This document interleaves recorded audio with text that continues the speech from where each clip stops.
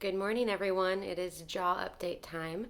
We have a diagnosis, we have a surgeon, we have a general treatment plan, we have an orthodontist, and we do not have a date yet, but I don't think we're going to have a date for a while. So let's get to it.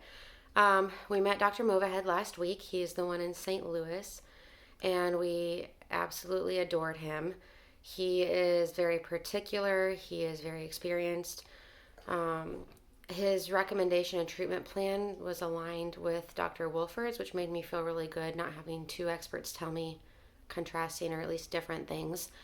And he pretty much said the same thing as far as what's going on as Dr. Wolford did, but he actually gave it a name. And I don't know why. There's just something about having a name that was really emotionally liberating. And I don't know why. So I have condylar hyperplasia, which essentially means the left side of my jaw has not quit growing and it still hasn't stopped.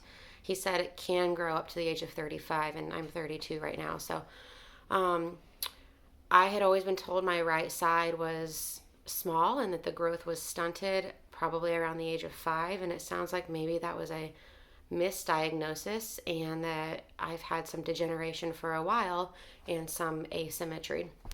So treatment plan is a bilateral joint replacement and a Lefort 1, which is where they essentially make the incision inside my mouth across the top here and help my top jaw align with my new bottom jaw. He gave similar recommendations as far as after surgical care, off of work restrictions, weight restrictions, exercise restrictions, etc. So I wasn't blindsided by any of that this time, which was kind of nice. So, game plan from here. He did differ a little bit from Dr. Wolford, unless I misunderstood Dr. Wolford, which is possible. We need braces because my teeth aren't in the right spot for the new jaw. And we need a CT scan to make the joints. I believe Dr. Wolford was saying we would get the CT scan immediately and start working on the joints now because he was thinking a possible November surgery.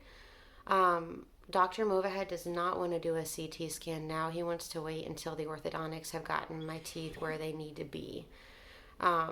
So we're looking at probably a year from now surgically. And I'll probably have braces for about a year and a half if I had to guess. So I actually have, Elliot and I have a phone call with the orthodontist in Columbus, Indiana named Dr. Sitaram that Dr. Movahed works with.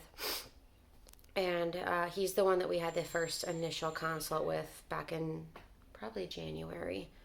So we're going to have a phone call with him tonight to just talk about our game plan and timeline. Honestly, the braces, I think I've mentioned this, scare me almost more than the surgery because I've had this splint in my mouth for 15 years, and it's what gave me my quality of life back and has taken my pain to a level that is a functional level of pain.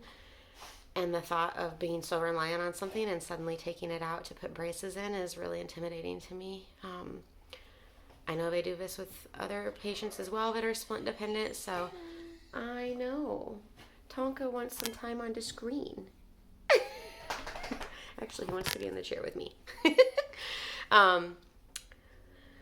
So I'm sure that he has some sort of idea of how we can combat my concerns.